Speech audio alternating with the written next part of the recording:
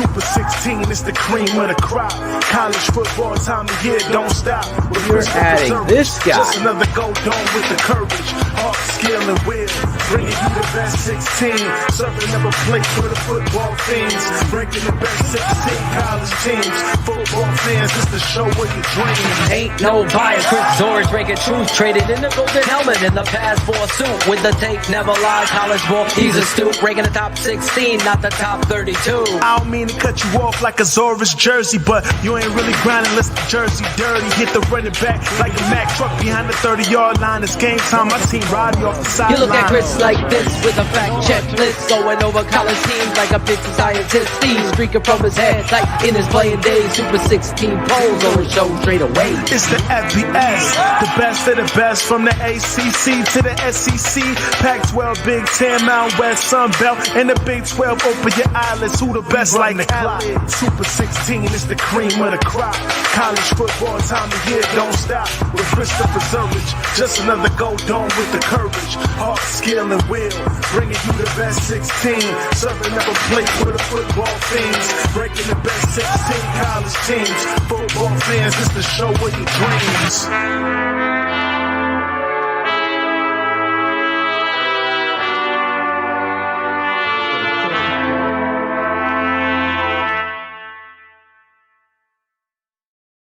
Hello, everyone, and welcome to week 10 of the Super 16 poll show with myself and, of course, my sidekick, Phill Ottochian. And we almost had a good week, huh, Phil? We almost had a good Sunday? Yeah, we almost had a good Sunday. Monday. Almost. I'm sorry, good Monday. Good Monday, almost. Yeah, it's one of those nights, Chris, you'll never forget. I know you lived a few of those in your lifetime. Unfortunately. Did you ever get to the point where you felt like the officials were in somewhat control of the game? Not in a good sense, but you were on that end where everything was going the other team's way? Yeah, I mean, it happens, but at the end of the day, I mean, there's 1,000 plays in the game, and you're talking about one play. But again, I mean, I couldn't believe the reffing for that game. I mean, I was even texting you like, yeah, did I miss something? Because what the hell happened there? I've watched you play. I've never shied away from my truth. I loved Chris Zorich in my youth. Watching you were like your story is one with which I can relate to, being the underdog kind of. So sure. Following the Chicago Bears, and you happen to be in those chapters. A couple of 4-12 seasons, sure. Right. I remember being frustrated in some cases. And more recently, I remember when Alshon Jeffrey was a rookie, and they called 2 offensive pass interference penalties in this game, and I never had seen that, and it was bogus. And of course, it was against the Packers. That being said, since that Alshon Jeffrey game, I've never felt like so disheartened. Some fans, Chris said on BHL last night, it reminded you of those refs and Remember the Titans. Wow. Right. That honestly felt. Listen, there's a moment in this game, Bears fans, I'll never forget. It's Justin Fields standing there playing like a warrior and taking a few cheap shots versus almost like, here's me, here's Chris right there, like next to each other. Here's Ben Roethlisberger throwing and getting hit at the same time, and a flag's coming out right to the point where the rookie question. Did you see that quote? Yeah. Justin goes, well, if Ben is getting the why aren't I? And I think I'm going to call it the why aren't I game, because I'll never forget how I felt last night after the game. It was disheartening.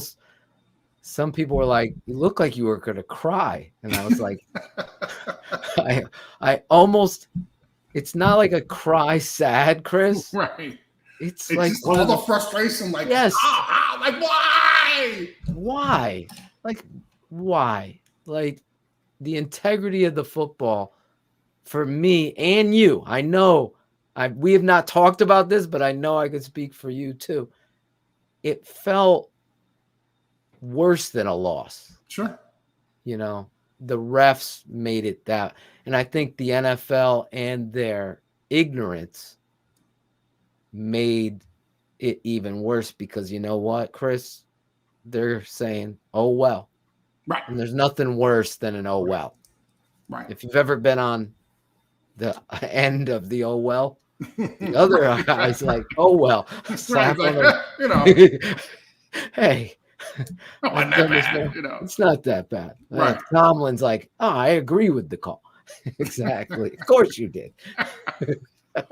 But And it's just it's crazy because when you think about it, and I think we actually had a thought of the day when we talked about this, and it was, I believe now the refs are full time, but for a while there, and I was part of the union, and one of our main points was that we wanted full time refs. I mean, yes. These guys literally are part-time guys. You know, they had other gigs. And so, you know, I mean, who knows, you know, and they're supposed to get into the town a couple days beforehand, watch a little film. I mean, these guys have jobs, they got families, and you know, and whereas you have like the NBA, those guys were always full-time. And so just one of those things where it's like, you know, you have this multi-billion-dollar product that you protect, you know, every which way, but I mean, right, exactly. I mean, with everything. The Avengers are out there. Right, exactly. And then all of a sudden you put in the hands of some part-timers. Chris. Like, you know, that are it just evolves. They're all like professionals. So lawyers, a doctor, a retired golf pro, whatever that. Exactly. Right? They're out there. And it's so backwards. We could do a whole show together, me and you, just about the officiating and that whole. But you're 100% right. And my uncle, God bless him, Sam Rutigliano, said, when I asked him about why aren't refs full time, he's like, we've been fighting that fight forever. And he made a great point that I've never shared. I'll share it here. He said, when our fight was when you're not full time under the guise of this is your job, then other people and friendships and everything else leak into it when you're part time. So you could be an attorney who's got a buddy who's a judge who loves the Dallas Cowboys. Right, exactly. Right. And all of a sudden, your view of the Cowboys might change a little bit. Right. And that, listen, you're a part of a fraternity, of Notre Dame. You're an alma mater, alumni. You're alumnus. You have a loyalty there. On this show, you've shown that you can go beyond that bias, that you look at this really great. Not everybody's Chris Zorich. Sure. And that is why the long road to get to the point that I believe you're right. Like it would alleviate you're watched under the guise of being a full-time official. Right. How are you performing? Are you missing the offensive pass interference call that you should have made? Are you calling it wrong? Can we watch tape not on one day that you're supposed to, and then you're going out? Right. So, well, but then also, I mean, the frustrating part, and it's not every time, but you know, oftentimes when they throw to the guy who's in New York, who's in front of like 50 cameras and he's watching everything, right? He's a pastor. He's a retired official, and 9 times out of 10, when you're watching him, he's actually going. Now, very few times have I seen him take the opposite view of the person on the field because you know there's a bias because that's his guy. That he's right? protecting him. And he's right. He has to protect Protect the his ref. boy. Right, exactly. And so that's the frustrating thing. It's like, well, wait a minute. You guys put this person in New York in front of 20 cameras or 20 TVs. He has all the views. Hey, Phil, what do you think in New York? Well, it kind of looks like holding to me. It's like, dude, really? Yeah. And it's just like, wow. And so it's frustrating to the point where until you're able, and again, we said this before a couple weeks ago, we have enough technology, and somebody even said, like, put a chip at both ends of the ball or something like that, Yeah. I mean, I've been saying that for years. If we can put a hockey puck, or if you can, who I can't, I mean, I'm not a big hockey fan, but if you can put like a flash or something in the hockey pucks, and I know it didn't work, but it was kind of cool because now I can see the hockey puck go, because before I couldn't. Yeah. Come on.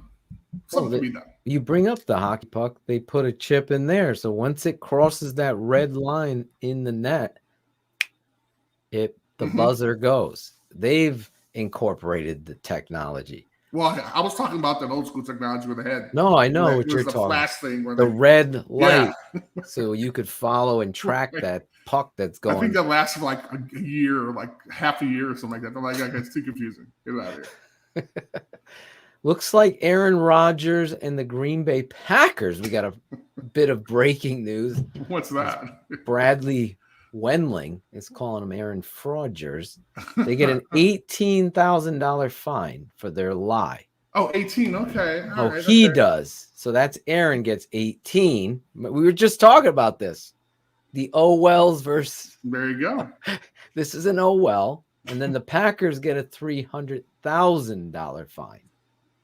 But no suspension for Aaron. Pretty boy Aaron. That's by the way, is this a taunt every time he does it? Is there a flag for that? I mean, would you be pissed? Or how about that? Or how about when he said, I effing own you guys? I mean, exactly. Is that a taunt, Chris? I mean, or apparently mind control with the punter as he's walking across the field. My God! And honestly, I think the dude was trying to move out the way so he could see what the call was for special teams. Oh my God! He's kind of like, and then all of a sudden it was like, it was so bad, dude. And that's when, as a coach, where you got to say, well, wait a minute, what's fair? I mean, I think there should be like a button to the commissioner's office and say, hey, can we pause this because this is bullshit. I mean, that changed the whole game. Or have a conversation with the ref and see that this is the problem, right? Is that they can't necessarily back it up, right? So it's like, okay, well, wait a minute. What did you see? And then, I mean, if it gets that bad, go up to the guy who apparently he supposedly said something to. I mean, it's just, we have enough cameras. Listen, that was exactly what I said in my rant. It is a guy in Tony Correnti who once I saw him, Chris, as my son could, if he was up, I would bring him down here. What did Daddy say when that guy came up? Oh my God, we're in for a long game with this guy as the ref. I swear to God. And my son, he is like photographic memory. So he would quote me verbatim. And I saw it. What it is an ego saying, okay, he as an older gentleman is saying, where are the lines of taunting? I think you staring out like Jack on the Titanic, looking at the bench saying, hey, you cut me in like these are men that, you of all people. Yeah. Do you know what it's like? No one does except Chris to get to the quarterback and make a sack that changes the tide of the game. Exactly. Right? Exactly. And here's this kid. He does his karate kick for the last 9 years. Right? That's awesome. There's no taunting in the karate kick. Right? But the guy standing like Jack from Titanic looking out, that Tony's starting supposedly. Now, I've watched Tony for years. He's always here. He's always here. Like, he's, what's his name? Buffalo Bill in the ready to. He's always there. Jeez. So anyway, this is like a movie. He's thinking about it now. So the kid comes back, and Tony and the NFL are full of crap. This is a family show. He totally pushes back into the kid. And you know what, Chris? Once there was contact, there's no coincidence here. The yellow piece of tissue comes flying up, and he's looking at him.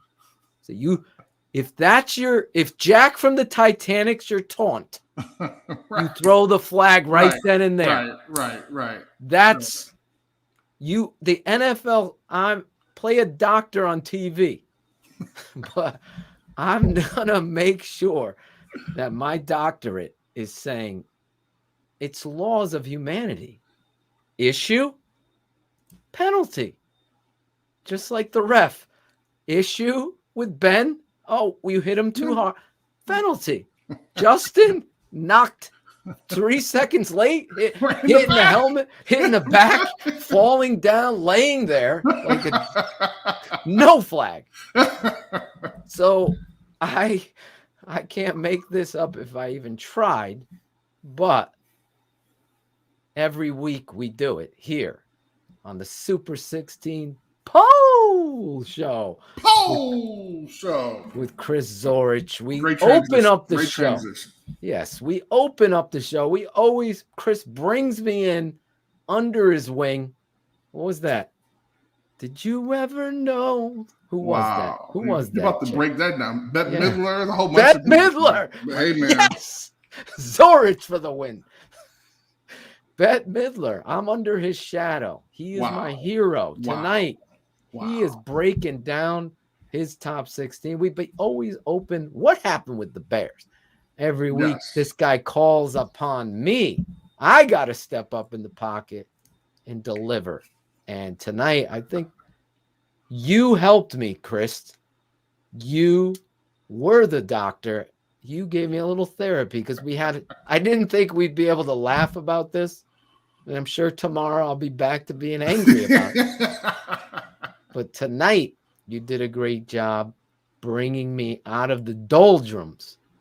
And then the chat room is abuzz with the Aaron Rodgers Green Bay Packers. Unbelievable. Well, okay. Slap on the wrist, Chris. Talk about this, Chris. I don't want to judge anybody's, vaccinated or not or whatever. But please tell me you saw him on ESPN's McCaffrey show when he was on his podcast. Okay, I didn't watch the whole thing, but I saw the clip. But you saw when he said, I talked to one of my guys. He said, "Well, who's that? Joe Rogan." And dude, Pat was like this. And he was trying so bad not to laugh. It was like, what are you quoting Joe? I mean, come on, man. Why are you? Hey, man, he's Mr. Podcast. I watch his podcast. I think amazing. What he's done, what he's created with Spotify is absolutely terrific. But is he the guy I'm going to go to for some advice about some doctorate stuff? I have no idea. But dude, McKay, that was the best part of the whole show. I thought the most embarrassing was the use of Martin Luther King. Dude. How are you using that to coincide? Straight, man. Come on, man. Listen, I'm going to be able to talk about that tomorrow. I don't want to get a political thing storm. Sorry. But you're 100% right. It's hilarious. It is. It's hilarious. It's almost Bette Midler-esque at this point. It's like, what are they doing over there in Green Bay? And I guess the last thing I'll say is that I wonder how it would have been if it would have been one of the NFL rebels, one of the guys that have bucked the system. Oh my God. For so long. Total different. What would have happened at that point, right? We all know that though, Chris. That's the frustration. It's like that kid in high school that's the most gifted athlete. He does something, it's overlooked, but the other kid, it's not. And maybe me and you have lived that before, but I think we have the unbiased understanding that we wouldn't allow that to happen. Right. And the NFL still in their old boy network type way will turn a blind eye to the superstar. They'll turn a blind eye to their figure. What do we call him right now? They're the face of their, he's the former MVP. Absolutely. So we're going to protect him, even though he lied, manipulated, and is talking his way out of it. I was immunized. Immunized? What immunized. It's immunized. A new. What's that? Is that like a third option? That's when you go into a haunted house and you're scared. I'm immunized. I'm immunized. Hey.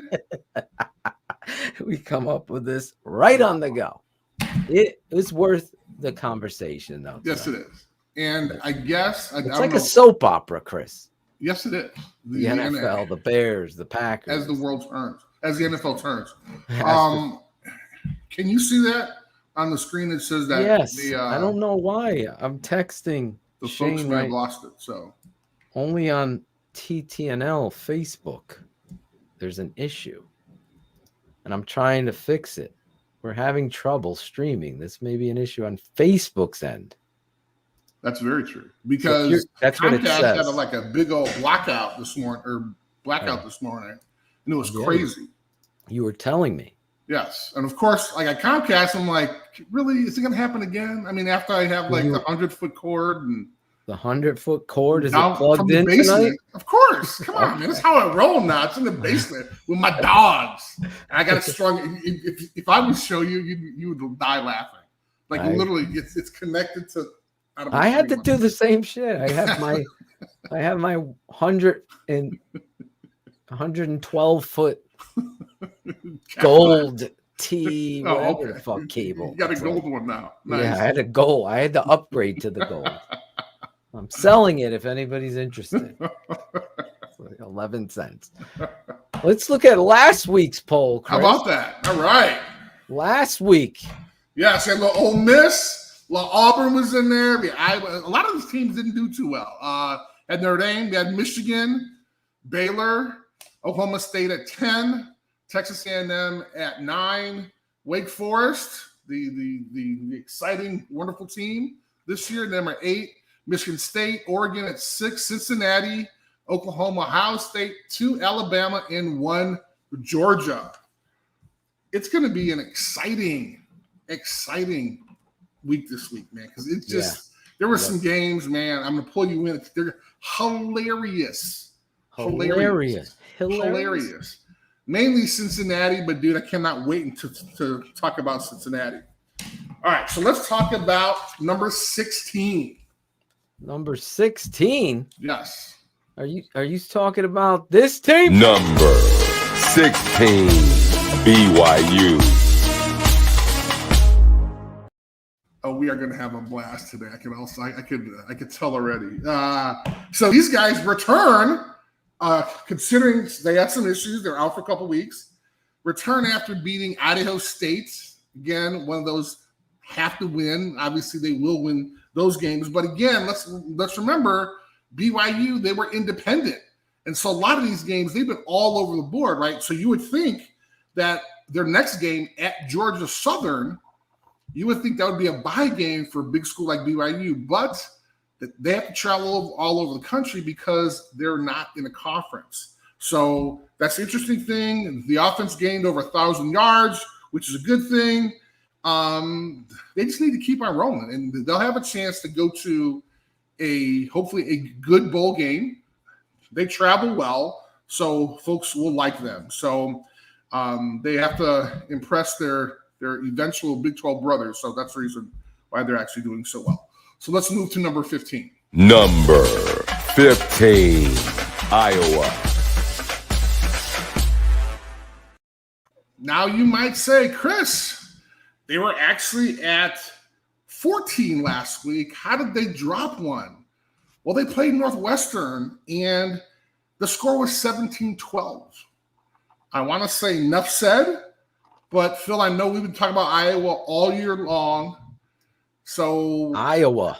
I mean, come on, man. What the hell's going on with Iowa still? I don't get it, Chris. 17-12, Northwestern. Number 3 team at one point in the country. Again, can that corner be the impetus of this whole? I Yeah, I don't. don't think so. No, I don't think so.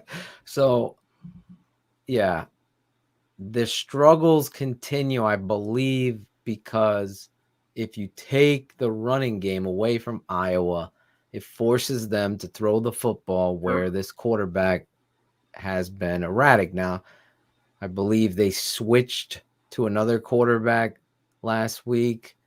I didn't get to see the Northwestern game. I just saw the highlights. So how I know the kid is staying in at quarterback, Right. but it is what it is.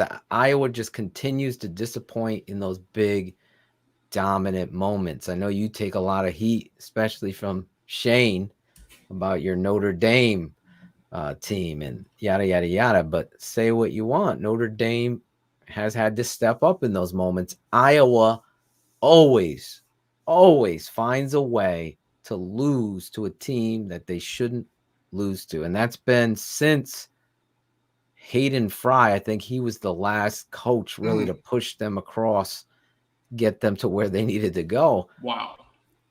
Historically, Iowa, who the Steelers took Iowa's uniform. I don't know if you know that story. I thought it was reverse. I didn't know that. Yeah. Oh, no, you're right. You're right. I'm sorry. It's Steelers took from Iowa. Yeah. And they used the black and yellow based on Chuck Noll. Yes. And actually, the reason why I know that, because I saw one of the YouTube videos of when they do like a showcase on their equipment program. Yep. And then they actually talked about it. That's interesting. Really interesting. It's just like 500 degrees of separation. How about that? It's amazing. All right. However, Iowa. The positive thing about Iowa is, and this is surprising, they're the number one team in the West Division, which is... This is interesting, Chris. Yes, exactly. And they play a Minnesota team, a possible Big Ten champ, but they play a Minnesota team who they were on a roll. They wound up losing to Illinois. I know. And they just gave the coach that extension. A nice rowing the boat to like a 7-year deal or something like that. Hey, man. Well, he was one of the guys I was thinking of. Like, he gets good at Minnesota, then he'll bounce.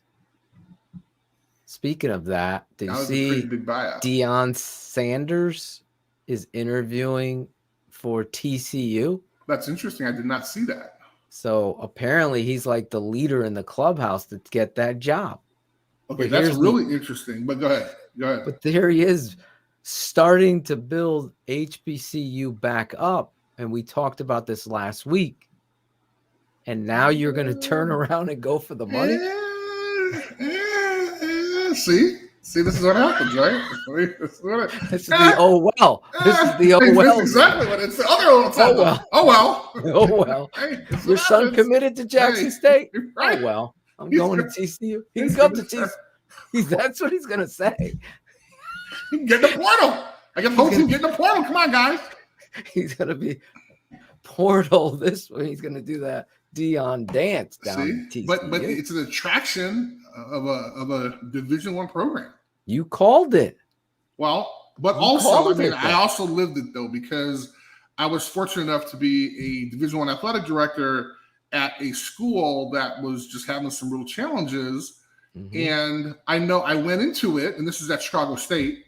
I went into it knowing fully well what I had to do, and I thought that I had the experience. I thought I had the background. I thought I had the support behind me. And it was a lot. And so when you are in that situation and your ego kind of takes over a little bit, so, Deion figures, hey, man, it's my first time coaching. I won some games, against Tennessee State or against, whoever, Howard. I mean, I don't know who they play. So, yeah, I can coach on that level. This is going to be interesting, Chris. I'll tell you what's also interesting, and we're actually going to get to the person, is Baylor. Baylor just hired – no, I'm sorry, not Baylor. TCU. The same job. I'm sorry. Not TCU. Texas Tech. Texas Tech They hired just the hired the Baylor OC. assistant. My Yeah. bad. Yes. Okay, You got it. that happened like during the season. I mean, this It's season's happening crazy. overnight. This is crazy. They just hired him like Sunday or something like that. Exactly. What did they have? Crazy. 2 interviews? Are McCaskey's running this? Wow. What is going on? I guarantee you there was no Rooney Rule in that situation, right? No, there wasn't. Probably not. Huh? Totally isn't. Does the NCAA even have that? They do not. And for a long time, they've been fighting for it. So what we're Really? talking about with the Rooney Rule, I mean, everybody obviously knows, but they have to at least interview a person of color or in minority. And they've had, and I only know this because I've seen the books. I mean, there's books and books of assistant coaches, former head coaches. I mean, everybody who wants to get into coaching, they literally have there's like this coaching Bible, and so you have it in there. And there's all types of computer programs and everything else, but it's interesting how fast that happened. Yeah, and disappointing actually. Yes, yes it is. All right, well, what's not disappointing is number 14. Number 14, Ole Miss. Now they move up 2 spots after they had a chance to beat Liberty, and there's kind of a little controversy here because Ole Miss, their football department, some kid on social media threw out some posts that talked about the coach at Liberty, which is Hugh Freeze, kind of some really kind of unsavory. It wasn't anything bad, but it was some unsavory situation. So of course they had to go and apologize about all that. What I think is going to be interesting is their next game against Texas A&M. I think that's going to be, it'll be at A&M. I'm sorry. It's going to be at Ole Miss. And actually, College Game Day is going to be there. So it's going to be kind of interesting. So who knows? That may be one of the top 5 matchups. Who knows? Let's go to number 13. Number 13, Purdue. Purdue, welcome back to the Super 16 poll. This is crazy.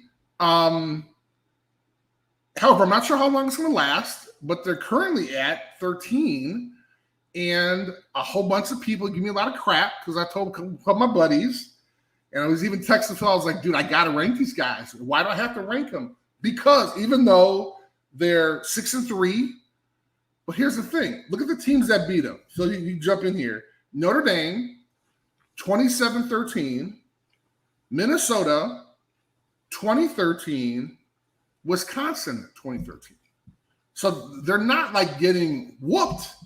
Right. Something's going on over there because they can come out and play against these huge teams. They played against everybody's favorite, Iowa. Well, yeah, a couple weeks ago. Everybody's favorite, Michigan State with Coach Tuck. Coach Tuck, Mel Tucker. Everybody's excited. And Thought it was going to be a blowout. They shit the bed. I mean, and it's interesting though because the quarterback for Purdue threw up over 500 yards. Now, our guy, well, I'll have a chance to talk about when we talk about Michigan State, but I just think that's kind of, I mean, I want to give Purdue the respect they give because, again, I know a lot of people might not have them in their polls, but they probably have the 2 biggest wins of any team. Right. That is the argument Chris gave me when I asked him. He's like, they beat at the time. We talked about this a few weeks ago, and this is where I think the writers' poll doesn't incorporate. You got to look at the time with which you play a team. Who's the hot team at the time? Injuries, absolutely. All of that stuff affect COVID as well, affect teams and their performance. At the time, Iowa was number 3. At the time, Michigan State was number 3. Can't just say, oh, now that they lost to Purdue, they're not good. That is why I love what Chris is doing here, because he's keeping it 100. So I like the Purdue. I'll be surprised if the other poll comes out and has Purdue in the top 20. That'd be interesting. That'll be interesting. I'm going to be interested to see how they do it. And if we play our cards right, we actually might be on the air when that show, so we could actually comment about that. So let's cross our fingers. Last thing I wanted to say, and I know you didn't know this, Purdue has won. They're tied for number 1 in the West. That's 6-3. There you go. Interesting. Interesting. Got to evaluate the teams that are in the West, though. Okay. All right. Let's take a look at number 12. Number 12. Wake Forest. I'm sorry it's the end of your dream season. I am so sorry, but after allowing 55 points, what do you think you're going to do? I mean, this is not the Big 12. It's supposed to be the ACC where you actually play a little bit of defense, but apparently not. But they dropped 4 spots to number 12 after losing to UNC 58-55. That was kind of crazy. However, being 8-1, again, still kind of a great season for them. I thought we weren't going to see the loss until the end of the season, which when they were going to play Clemson, and Clemson was going to have a chance to kind of prove themselves and dominate. However, they're still number 1 in the ACC, which, Phil, I'm sorry to have you kind of running back and forth here, but, I mean, how strong is the ACC if Wake is your strongest team? That's not very strong after that performance. Again, you were seeing them on a whirlwind tour, like Muhammad, my man. There you go. Like Tribe Called Quest lyric in here. And you gotta, it was an award tour. People are gonna be upset. But Wake Forest is showing you they're doing something historically they never done. So they're trying to establish themselves as the contender, which they were. Sure. Until, like we said, again, if you go back to last week, and I was proud of Chris because you were all over it. You were saying, well, these have been the pillars. You know, North Carolina has been an obstacle. Can't have a letdown. We got to see. You got to overcome these to become the Clemson. You got to set that tone. Exactly. And they did not do that.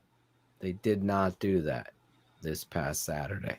And I was pulling for them. Oh, who wasn't? You know, everybody wants to kind of witness, you know, a great season. And I mean, will they have a chance? Are they the type of team that can go out and get pissed off and play against a good North Carolina State team next week? I think that'll be a true test. Again, keeping the momentum going is one thing, but now being able to kind of bounce back from some adversity is another. But let's see how they do. I don't know if they're going to be equipped with that. I don't know if these guys are going to go in their shell, you know, and hey, the season's over with, you know, blah blah blah blah. I mean, that's a huge priority that the head coaches are going to have to try to really kind of combat that. So it's going to be kind of interesting. So that's why I'm kind of looking forward to that game. So let's take a look at. I'm sorry. That's a great point. I just want to re-emphasize that you got to see how they respond. How do you respond? Aloha, Daniel. Hey, Daniel, what's up, bro? How you doing, man? So now we know it is like 3:00 in the afternoon over there. See, it's not exactly. It's not like Thursday there. So, exactly. They're not in the future. They're not in the future, which I thought they were. Michael J. Not Michael Jordan. Michael J. Fox. There you go. Bullets knew that. All right, let's go to number 11. Number 11, Michigan State University.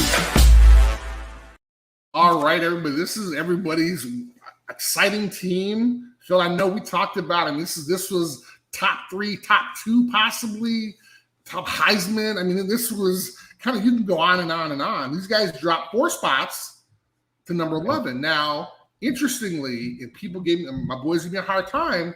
They're like, Chris, man, what are you doing? Like you know, the college football playoff. I mean, they got them at number 3. You know, what's going on? And I'm like, hey, man, look, we all play football. We all know. Mm-hmm. I'm not saying the guys on the CPF, they're not involved in football, but I mean, I didn't think these guys were that great. And if you could see, I mean, even last week, I mean, they were 7 and CFP had them at 3. Right. Okay, go ahead, do your thing. What happens? I'm not trying to pat myself on the back here, but what happened? They wound up shitting the bed to a what? I mean, people are gonna say it's a mediocre team, but right now they're Purdue's 1, in the West, and and I jumped on the bandwagon for a little bit. Kenneth Walker, he had like 130 yards. They were able to shut him down. It's hard against Michigan, gets 5 touchdowns. Exactly. This one, they're able to shut him down, which I thought was interesting. But they have a chance now to kind of lick their wounds, and they're going to go out and dominate Maryland, right? I mean, I hate to be Maryland at this point because they're upset. Not only they're upset that they lost, but they lost to a Purdue team. So now these guys in practice are going to be pissed. Maryland's going to come out there, and they're just going to get walloped. That looks like par for the course here. It's going to be interesting. Maryland has not played good football this season, so this is the get right game. There you go. And if they don't get right, they're going to be dropping more in the Super 16 poll. Well, here's what's also interesting. I got a lot of crap from people about Michigan being ranked higher than Michigan State. Yeah. How about that? Did Michigan lose? Pardon me, Michigan did not lose because. Well, hold on. Let's kind of hit the pause button for Michigan. Let's hit the pause. All right, let's hit the pause button for Michigan, and let's take a look at number 10. Number 10, Notre Dame. All right, Notre Dame. You might as well just stay up here because we got a lot of stuff talking about this. Okay, so now let's just start the controversy, right? They're back. So now here's the thing. I had to do some research, man. Yeah. So this is the first time Notre Dame's been in the top 10, Phil, since when? Since what week? I think week 3 or 2. Week 1? When did you have them? Week one. They were 7. How about that? Look at you. How about that? There's no bias. Chris Zorich speaking truth. Hey, man, just like the lyrics, right? It's just like the lyrics. Just like the lyric. But it's amazing because now here's the controversy. Well, Cincinnati only beat Navy by 3 points or something like that, or a touchdown or something like that. And then Notre Dame beats the crap out of Navy 34-6, but then Cincinnati beat the crap out of Notre Dame. So this one starts getting crazy, football. Man. This is the reason why I love college football, because all this crazy stuff happens. It's in football period. All of this stuff happens. It's crazy. Like people, I think we get to a fantasy football and video game world with most of fandom. And I'm just keeping it honest, that they think, okay, Iowa beat Michigan. That means Penn State will be, not that they did. I'm just throwing names out there. That's not how football works. No. There's game planning. There's scouting. There's, hey, well, you hope there's game planning. In Chicago, we have our questions. We have our doubts. Listen, it is a showcase here of just how great the game is, but also how good these coaches are and matchups. One team might match up perfectly against Florida.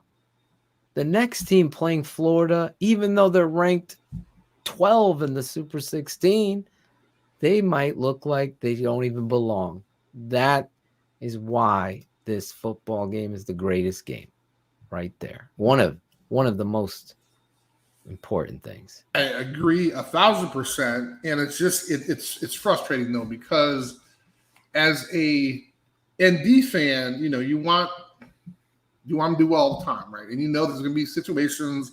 I mean, everybody's going to come into Notre Dame, play differently. However, huge kudos to the defensive coordinator, Marcus Freeman. He held Navy, I think, to like 184 yards total offense, which I don't care who you are. You could be Alabama playing Navy. Those guys are going to run.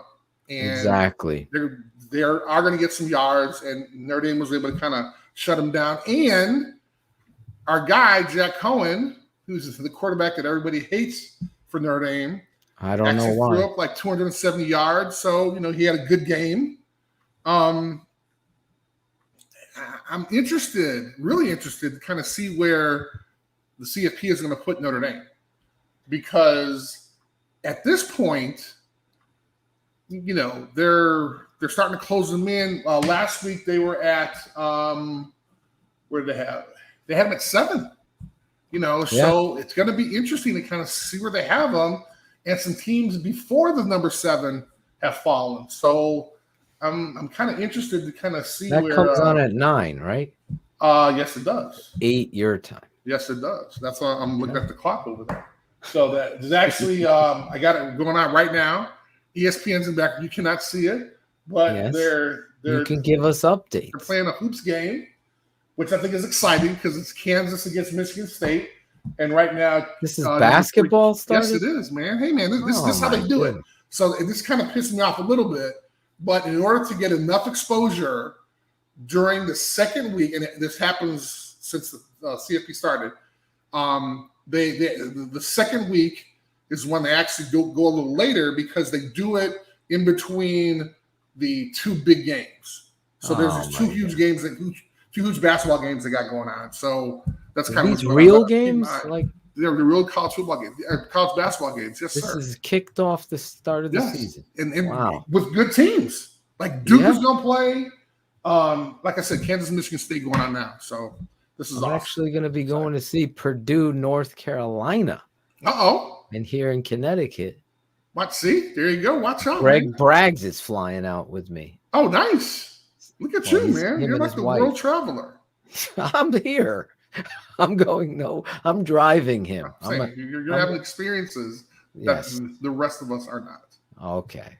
Well, you're more than welcome. However, setting up experience. One of my goals is to get to a women's UConn basketball game. Yes, I'm a huge Juno fan. Oh my god, dude! I can get you that. Love watching those guys, man. I mean, like literally, when Notre Dame, when the women's team are number 1, UConn was number 1. I love it because they're a dynasty. I mean, he does it. Kids don't want to go there. They transfer because he's hard on them. And he's like, goodbye. I don't care. Let's go. Somebody else is going to step up. And all those girls are so disciplined. They hate him while he's there. While they're there, just like I hated Lou when I was there. Then afterward, you love him. Love him. Unbelievable. Because you realize the best out of you. Exactly. That was my little I love the fact women's college basketball rant, which I actually love that. And I do have to admit, and I know my guys in Notre Dame, they're going to laugh because they know what I'm about to say. Uh-oh. I actually love women's college basketball better than I do men's. Really? Because I'm obviously not a basketball player. I'm not an athlete. I never grew up playing basketball, so I have no idea what I'm doing. But I love watching the women's game because they can't dunk. Right. I mean, it's more discipline, takes precision. They're running plays, and I'm able to kind of watch them. And so when I was working at Notre Dame, all my guys would give me a hard time because I was actually going to all the women's games, and they were like, dude, are you ridiculous? So we were going to men's. It was hilarious. So all my guys know that I am a huge women's basketball fan. I went so off topic there. I am so sorry. Hey, so our next opponent for Notre Dame is Virginia, which they need to dominate again. They need to keep winning, keep rolling so we can go higher and higher. But I'm keeping my eye on the time there to see what's going on with the CFP. So let's go to number 9. Number 9, Michigan.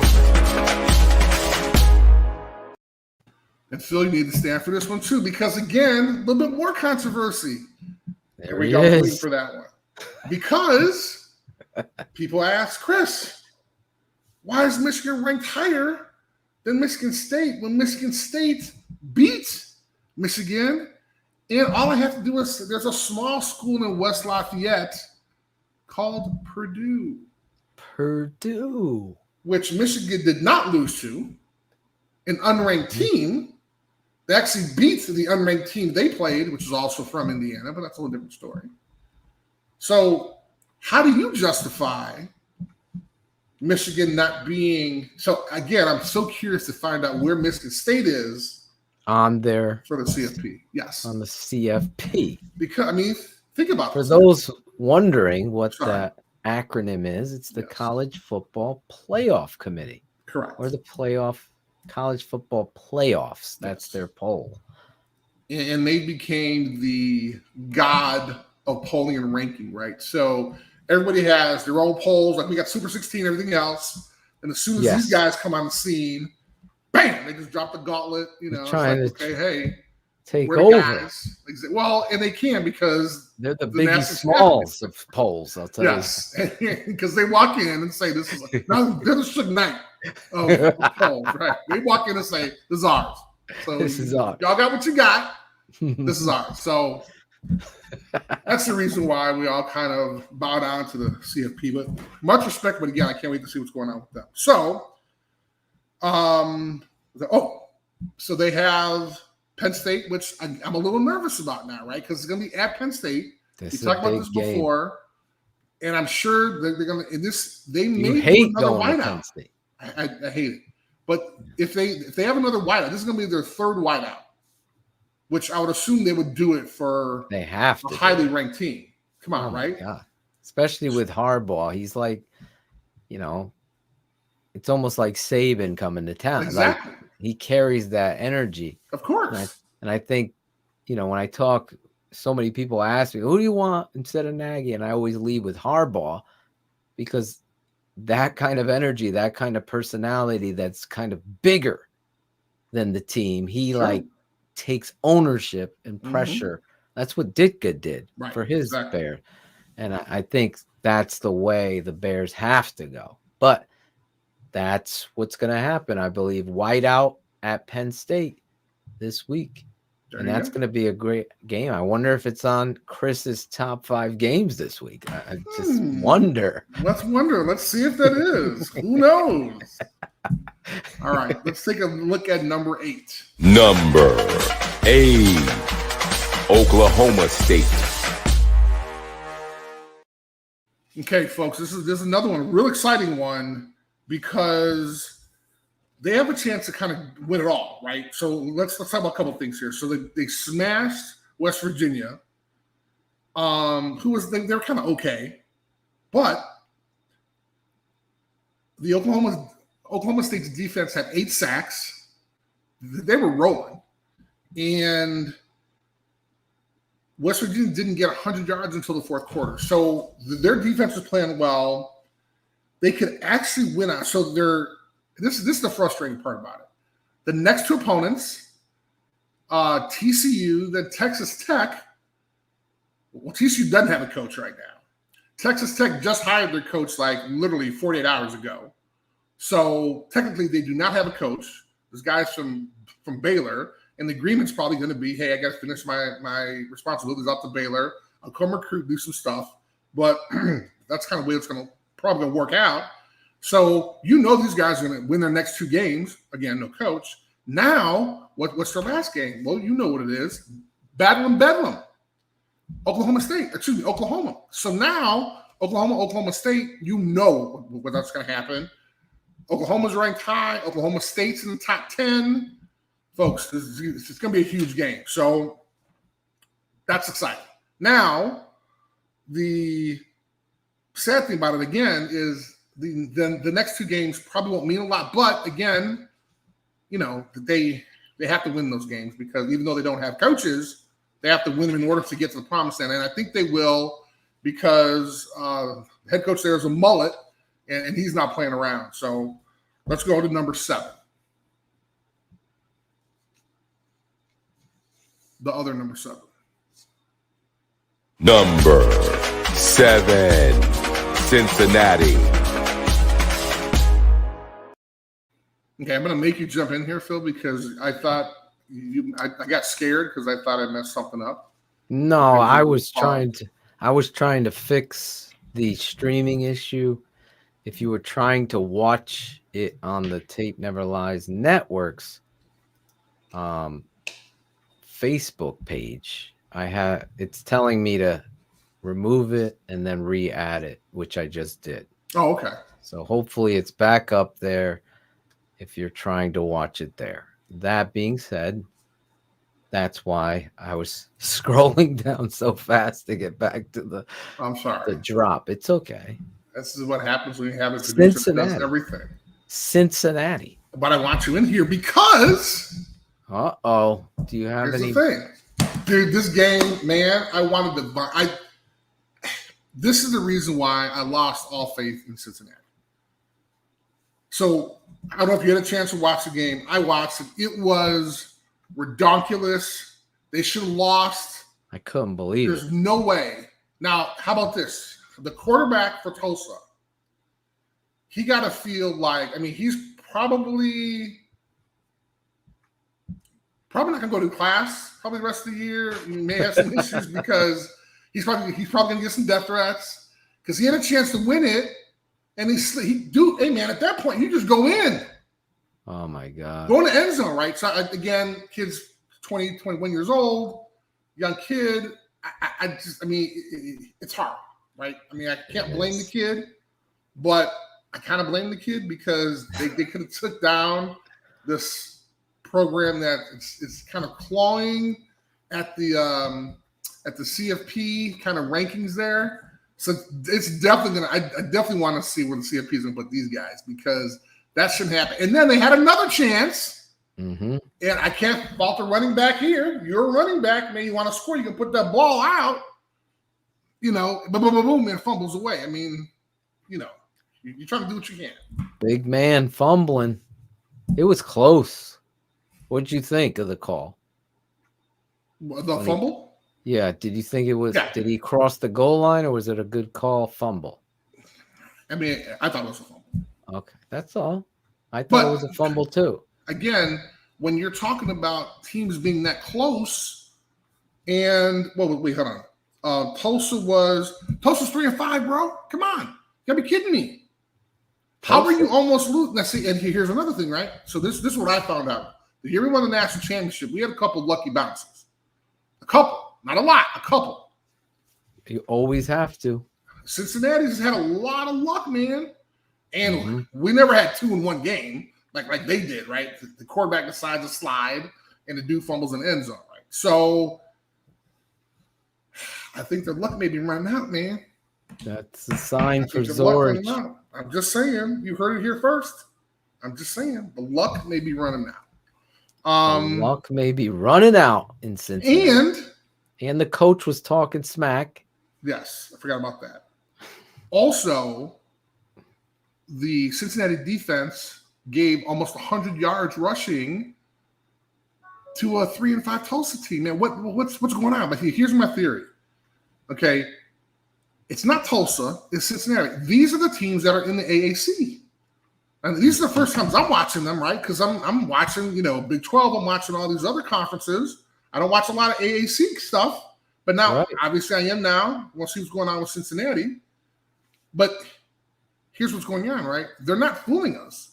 These are the teams that are in the ACC. So this tells you what the kind of competition is in the ACC, and this tells you the kind of competition that Cincinnati is used to, and this is how they play. So if you want to look at the level of competition that Cincinnati is capable of playing, all you got to do is look at the AAC. And you may say, well, Chris, they beat the crap out of them today. Yes, they did. But I guarantee if they played them again, they probably would. But again, it's that one time out of 10, they'll have a chance to win, and they won when it was important. So I'm not taking anything away from Cincinnati for that game. Right. I'm just upset now because I admitted I jumped on the bandwagon. They won after Notre Dame, right? So they were able to get over that hump.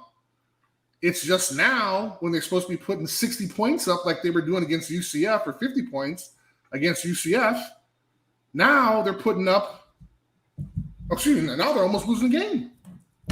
So that was my college football rant. I like it.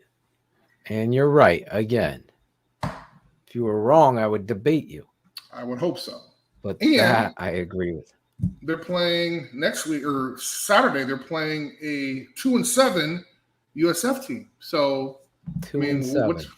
What's going to happen there? They're going to maybe almost win by a field goal. I mean, come on now. That is going to affect their rankings. Yes, it will. It definitely affected mine. So it'd be interesting to see if they were affected by the folks. We'll see. College football players. Will they move them up? I know they were making a big push on game day. Like, oh, I had them ranked 4. That's because they went to game day. How do you? Exactly. How do you go to game day? You're like hyping up the crowd. Exactly. I would never do 3 it. or 5 team. That's If the producer's like, Phil, we need you to say they're 4. We want the crowd shot here. Right. I go, I'm not doing that. Hey, man, I got a reputation here, man. Like Coach Leno, whatever the heck. What's his name? Coach Bino. Cook. Like Coach Cook. Take that heat. I ain't putting on the Cincinnati Bearcat hat or whatever. Well, but here's the thing: if they deserve it, I'm the first one to say, "Hey, I jumped on the bandwagon." Exactly. I admitted it, but let's see what's going to happen. And you can't tell me. Yeah, you can't play like that versus Tulsa. Come on.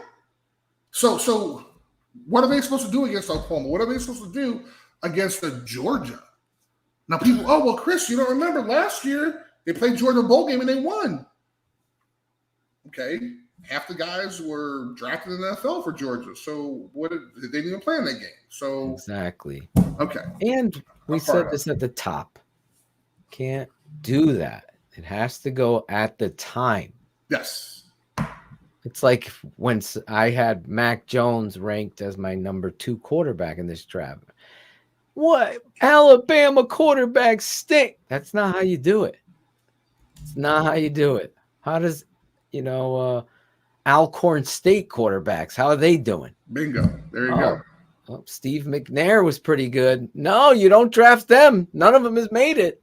It's not how it works. All right, man. I'm fired up. I'm actually watching there's 15 seconds left, so let's see if we can get this going. So let's look at number 6. Number 6, Texas A&M. I'm sorry, I meant to say there's 15 seconds left, not minutes. I'm sorry. So they actually move up 3 spots to number 6. They beat actually at number 15 from last week, Auburn, which I thought it was going to be a tough game. I didn't realize it was going to be this bad. They beat Auburn 20-3.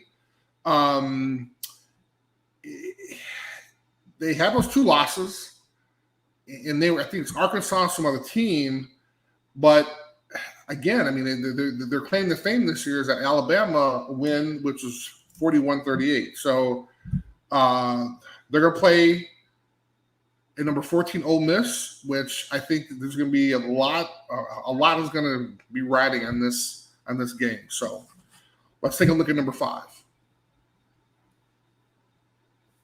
Number 5, Oregon. And I know that my boy was watching the game on ESPN, so that's why he was not. Was that some whiskey you were drinking there, buddy? That he took my bottle that you gave me, Ivan, and he ended up finding it. Oh, really? Yes. I guess that gets another bottle then. There you go. I or guess another couple. Friend of the network, Adam Rank on NFL Network, just shouted us out, Chris. Hey, there you go. TTNL, baby. TTNL, baby. Hey. Super 16. Poe. So, I like it. And the Bears. Here we go, Chris. This is big. What are your thoughts here? This is Oregon, baby. So are you changing your tune here, Oregon? No. I've never changed. I mean, I was excited about them until they shit the bed, right? Against Stanford. And it was so interesting watching the comments all week about on ESPN, the CFP folks, where they would rank Oregon. They ranked them high, but they kind of forgot about Stanford, which and I think there may be a little West Coast bias in there because they want to get a West Coast team in there. And this is the perfect year to do it because they play crap teams. What's left, right? So right now, Washington State's next, and forgive me if I'm wrong, but I think they don't have a coach. If I'm correct, I believe they don't. Right, because I think he had that COVID issue. He decided not to get a COVID shot, and he wound up bouncing. So I think they're going to play a team that does not have a coach. So we all know what's going to happen there. All right, so let's go to number 4 because I want to start making sure that we don't miss these picks at the CFP. Number 4, Oklahoma. This is going to be a real easy one. They're staying at 4. They had a bye week. However, I'm a little nervous because they're going to play a pissed-off Baylor because Baylor got their butt kicked by a team that doesn't have a coach in TCU. So they lost by 2 points. So that was Oklahoma. But, again, it's going to be an interesting game, Oklahoma-Baylor. So let's take a look at number 3. Number 3, Ohio State. All right, they stay at number 3 because they had to beat Nebraska, which they did. It wasn't by a great margin, but they want to do what they're supposed to do, which these teams should actually learn from that. Lovin, the freshman quarterback, Stroud, unbelievable, another 400-yard game. Mm-hmm. And create now. The bad thing was the freshman running back only had 92 yards, but I mean, really big deal, right? I mean, you guys are rolling. Did you watch the game? I mean, exactly. I mean, he was just trucking dudes when he did get. I'm like, this game's over. This game's over.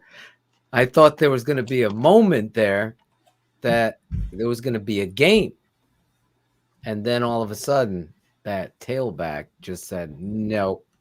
I'm just going to truck 3 guys. That's the end of that. And we actually talked about this last week, man. The Ryan Day is doing something over there, right? I mean, he's getting the talent. He's up there with the Alabamas, the Georgias, the Clemsons. He's getting that 5-star talent that no one else is getting in the Big Ten. Yep. I mean, I don't follow recruiting that much. I know a lot of guys I know who do. I mean, they have to have at least 4 or 5 5-star guys on the team.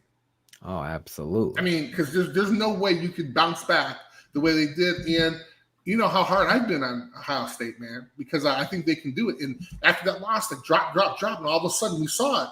So each and every week, coming up. And now, they're at 3, which is great. So, but again, interesting. They're going to play Purdue in the Big House. I think it's going to be interesting. Can Purdue do it again? Yeah, I don't think so. So this is the thing that's going to put everybody. I wanted to give Purdue a little love because I think they deserved it, beating 2 number 3 teams in the country. No one has done that this year, which they deserve some respect. And again, I talked about the other teams that beat them, and I think it was maybe a combination of like maybe 8 or 10, probably less than 10 points. So they're actually a really good team this year, and I'm sure that guy's going to get an extension because he had an amazing year. But I think this is where it stops. I think that they're going to get trucked by Ohio State. Oh, absolutely. I just predicted a demolishing game. Demolished. Because think about it. Ohio State has a chance to kind of prove themselves a really good team because the last ranked team they played was Penn State. Right. So and they lost. No, they won to Penn State. Apologize. Okay. I'm thinking of the other Auburn. This is the Super 16 poll show. That's okay. All right. Listen, Purdue, though, you have them on your 13th. Absolutely. Hey, man. They've earned it in the Zorich equations, and I back you up here. I gave you a hard time with Clemson. Yes, you did. They're gone. Weekly. Yes, you did. They're gone. But the eyeball test.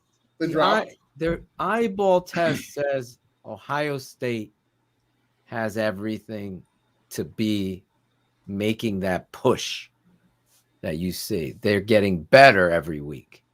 Where Iowa looked like they were Opposite. getting right. Okay. And that's how I see. That's why I saw someone take a shot at you saying you're not so much a heavy shot, but he's like, you're falling for that flavor of the week in Texas A&M, Chris. That's okay. They beat Alabama at the time that looked unbeatable. After 2 losses in a row. Exactly. Again, it's week to week. Zorich goes not by Johnny Tsunami's mathematical equations. Johnny Tsunami. I like that guy. He goes by his eyes and his feel for the game. He's played the game. He's a 3-time All-American, former 2nd-round pick of the Chicago Bears. As you can see, over there you go. Number 97 in your program. Hey. Number 1 in your heart, Chris Zorich. Yes, it is. Yes. Are you ready for number 2? Well, I am ready for number 2, but I just wanted to emphasize one thing. And I do not want to sound like a broken record when I say this, but winning is hard. And that's why after big wins, there could be a huge letdown. And I know it happened to us. I mean, when you win big, you get confident, and you have to be careful of that. And when you have your first, I mean, we had the first loss after we won the national championship. I mean, we were heartbroken. Right. I mean, we just weren't supposed to do that. Now, we went on, we were ranked 2 in the country. I mean, we went on a 23-game winning streak that still stands to this day at Notre Dame. So, you know, we know how to do it. So, but that's what I bring and that's why I have so much respect for Alabama, because they've been doing this. They've lost 5 games in the last, 3 years or something like that. Okay. I mean, this is what dynasties do, and they do it well as an example, but I guess we can go on to number 2. Number 2. Number 2, Alabama. Now, this game was crazy, y'all. I honestly thought this was going to be Coach O's a swan song game. I thought he was actually going to win this game. Did not understand some of Alabama's play calling. I don't know what's going on with their offensive coordinator, Bill O'Brien. I'm not sure, but this game was a lot closer than it was supposed to be. Bryce Young was sacked 4 times. They barely beat LSU 20-14. People say, well, Chris, other teams get beat, or other teams almost beat somebody they're supposed to beat, and you drop them. Okay, but one of the factors is that it's still LSU. So, we're not playing like Tulsa and they barely beat them and then I drop them 2 or 3. This is still the SEC here. So, and I know I've been accused of an SEC bias, but if they have the talent, then they deserve that respect. So I say that only because I was a little nervous with a minute 40. I didn't understand this part. With a minute 45 left, they wound up giving LSU the ball back again. So now they had no timeouts, and they wound up being able to throw a Hail Mary. And if they would have caught it, they would have wound up winning the game, but they wound up not catching it. So kind of interesting to see where that lies and how the college football playoff committee takes a look at that. And actually, it's coming on right now. They're actually going to do the top 10 in a couple minutes, so I can kind of bring that to you. So let's take a look at number 1. Number 1, Georgia. Okay, so Georgia's number 1. They smoked them some Mizzou 34-6. The only comment I'm going to say about this is Mizzou scored a field goal in the first quarter, and in the fourth quarter, that's all they scored. And I said this last week. At that point, The defense only allowed 5 touchdowns and only played 8 games, which means, of course, they played 9 games and still only allowed 5 touchdowns. So this is great. Their defense is sick, and they're actually going to be playing Tennessee the next game. Phil, you want to jump in on here? Because I'm starting to get the You getting antsy? You getting I'm trying to antsy? get the top 10. So at 10, I got number. the I got- CFP folks. Oh, you have it? Yes. Yeah. If you want it, I can read it off to you, Well, I'm sitting here looking at the TV. I have a TV. or I can share it. on the Hey, yeah. screen. Why don't we share so we can let our audience check out? Because why would Okay. they be I don't know if watching ESPN I don't when know they're if we- watching us. I don't know if we would get in trouble for it. I'm being told by a producer. Okay, well then let's not do it. We don't want to. I in trouble. can get a picture when they do have that, but I can't share their broadcast. I'm being told. Okay, well that's fine. But why don't you read down what you got so I far? would love that. Okay, so right now at 10, Yes. the CFP folks have Oklahoma State. which is Oklahoma interesting. State. Yes. And Oklahoma of course, State. on our poll, they're 8, but who's counting, right? That's pretty good. That is. And then at number 9, they have Notre Dame, ND. ND. Were you expecting them to go up a little bit further with Notre Dame? I was surprised. Surprised, but again, I mean, they played somebody they're supposed to play. I'm kind of nervous here because I'm still looking at what's going on with Cincinnati, right? Because and Oklahoma State, the number one Michigan now. State as well. So They've unveiled number 1. of course, well, let's all Which- take a guess. Is your number 1 as well? Hey, how about that? You're They on the actually know same what they're talking page as them. about. Now they're gonna. Oh, do you want to tell them number 2? Number Well, 2, of they've course, number 2 revealed. is going to be Alabama, I think. Well, I have it before you do. You do. Number 2, Alabama. That's great. You can just go off of those guys. Oh my we're God. probably get thrown off the air for this. You know that, right? We're probably No, we violating can't. some type of. We're not, some but type if of- we did show it, we would be. there we So go. are you surprised with number 3 there? I am very surprised because number 3 is Oregon, which I'm really surprised. Again, we didn't see, but see, here's this thing that they talk about the head-to-head, right? Because Right. for them, number 4 is Ohio State. So they're saying Yeah. head-to-head. Exactly. But here's the thing, though. Ohio State's loss that they have is to Oregon, which is a better team, yet Oregon's loss to Stanford, which is horrible.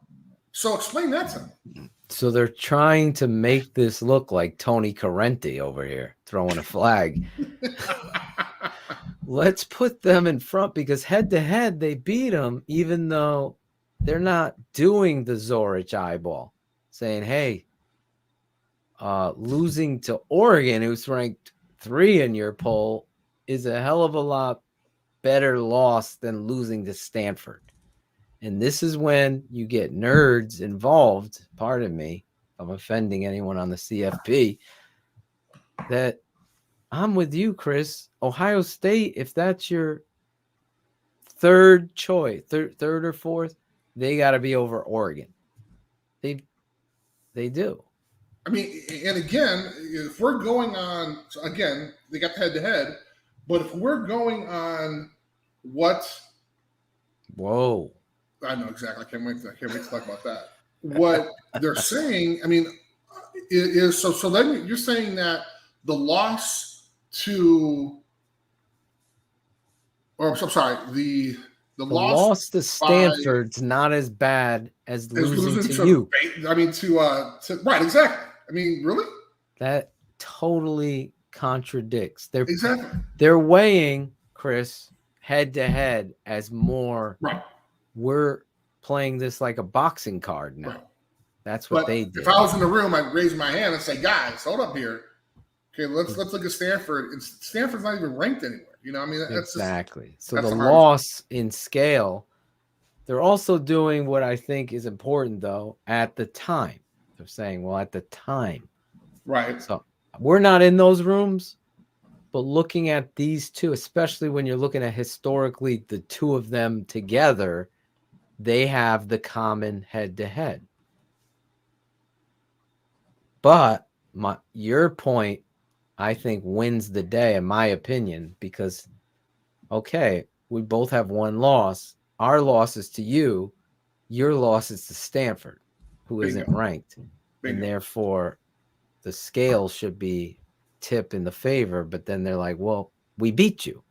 Right. So people are going to, In the I beginning, see. in the beginning of the year. See, Yes, that's and where me and you are weighing in.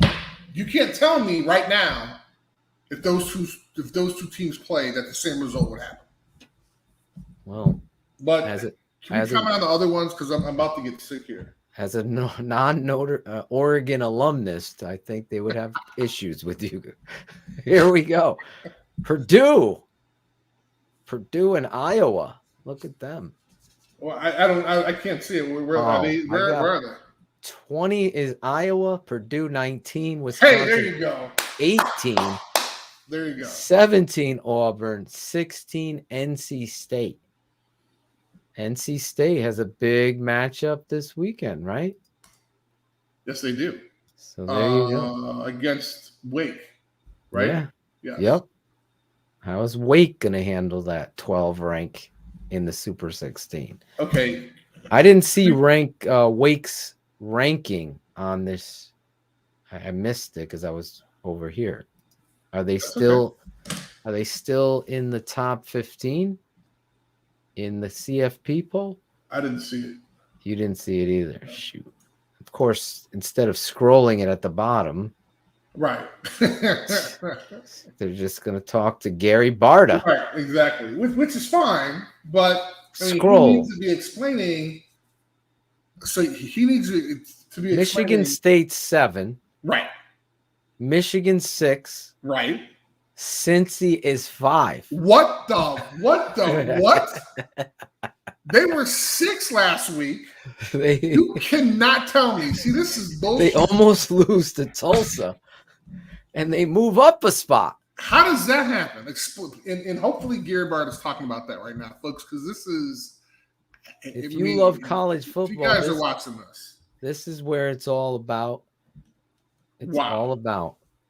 I think you would see Mrs. Doubtfire pop out of the fridge like, hello. Oh, my God. I mean, what are we doing here? This is crazy. All right. Well, we have them. I don't want to extend the show here, but this kind of first time we had this opportunity. We had kind of no, it's good. Able to react to it kind of live, which is cool. But I'm very frustrated in what they've shown, because what did Cincinnati do to allow you to move them ahead of Michigan State? Yeah. Terrible. I don't get it. I do not understand. Is it the group of 5 bias now that we're trying to see? I mean, before last week, everybody was complaining, oh, they're not in the top 5 because they were 6 and Ohio State was 5. Yep. Amazing. All right. I know we have this other show coming up. Yes. So I totally forgot. We have to get out of here. So we feel terrible about these guys. So let's want to just put it up. Let's put it up. There we go. Okay, so we got BYU at 16, Iowa 15, Ole Miss, Purdue 12, Wake Forest, Michigan State 11, Notre Dame, go Irish 10, 9 we got Michigan, 8 Oklahoma State, 7 Cincinnati, 6 Texas A&M, 5 Oregon, 4 Oklahoma, 3 Ohio State, Alabama, and of course number 1 Georgia. So we got time for the top 5 matchups? Yes, we do. All right. Let's do it. Who knew? Top Number 5 1. matchups.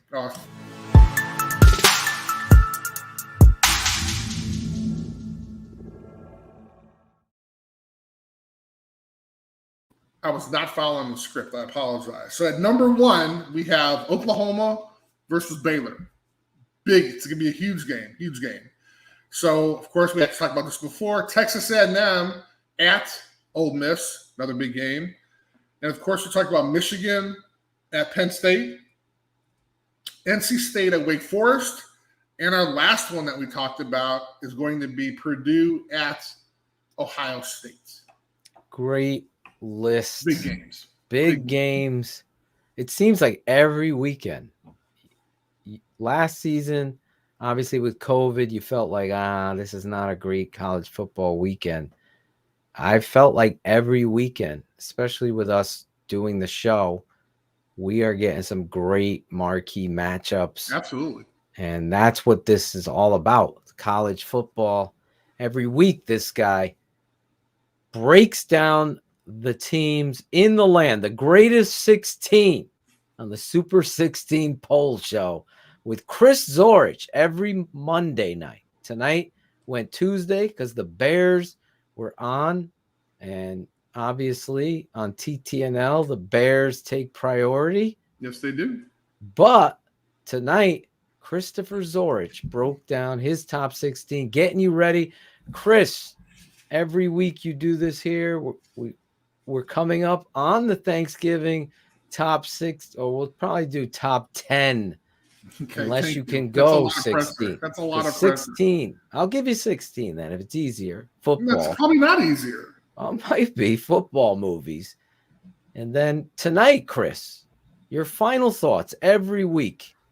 You give you final thoughts with Chris Zorich. So my final thoughts, and Phil, you can jump in on this actually, because I'm actually being totally honest here. Yes. Wanted to kind of show the true reaction to the college football playoff selection committee's results. And I think that's where it gets really interesting, because those are the picks that they go on for bowl games and national championship games. And so having a chance to kind of see where they pick folks, and I can't wait to kind of watch, because of course I taped it, to kind of go back and talk about, to hear what they're saying about those, because that's important, because these folks are going to allow, that's a new graphic, I like that. Because thank you very much, Ron G, for that. Ronnie G. Exactly. I'll be posting that one. That's pretty cool. Well, it's you right actually sent it. it. Oh, I got it. Look at you. You got it's it. It's the opposite, bro. Yeah, so this is exciting. I live for this stuff, and for those out there that enjoy it as much as I do, this is like Christmas for me. And having a chance to kind of share it with you is just a little bit more important. We had a chance to kind of do a little live segment. We won't have a chance to do that again, but that's pretty cool, because we have a chance to kind of really understand kind of where they're picking folks and why. So I think that's cool. You're the best each and every week. Tonight, you got to experience it live. We will be doing more stuff like this with Chris Zorich as we continue each and every Monday night, 8 East, that's 7 Central, and so on and so forth. What time is it in Hawaii, Chris? If we're on it is 7? Now. It is 4 in the afternoon, so he's just chilling. He's actually almost about to go home and go to work. He's listening to us on the he's leaving work, listening to us on his ride home. Daniel, thank you so much. We fully appreciate that. Yes, we appreciate all of you guys. Tomorrow we will be live again. I'll be back, keeping it 100, breaking down the Bears and the Steelers and the officials, Aaron Rodgers, the Packers getting the treatment, all of it. How Justin Fields looked, all of it tomorrow night with special guests. Former Bears quarterback and teammate makes his return, Eric Kramer and Mark Schofield, both jumping on, breaking down what I thought clearly was Justin Fields' breakout moment. It got robbed in that moment by Mr. Tony Corrente and his crew. And, the Steelers get paid too. It was a great game, an exciting game. Unfortunately, it ended like that. So we'll be breaking all that down. But next week we'll be back. Watch the games, study the games, give Chris a follow Also, check out Chris Zorich's podcast and follow and subscribe to his YouTube channel. Just punch in Chris Zorich. Subscribe. It's right there on the YouTube, as well as his podcast, the Chris Zorich Podcast. He's always having some amazing guests and some conversations. So check that out. Chris, for Chris Zorich, I'm your guy, Draft Dr. Phil. Chris, I love you. DDP, love you, bro. We'll be talking. Hopefully, we'll set it up where, Chris, you'll be jumping on, breaking down defensive tackles. Uh-oh, watch out. All right, let's do that. God bless you guys. We'll see you back next week here on where, Chris? The Super 16 Poll Show. Thanks for watching the Super 16 Poll Show with Chris Zorich. Like, subscribe, and comment.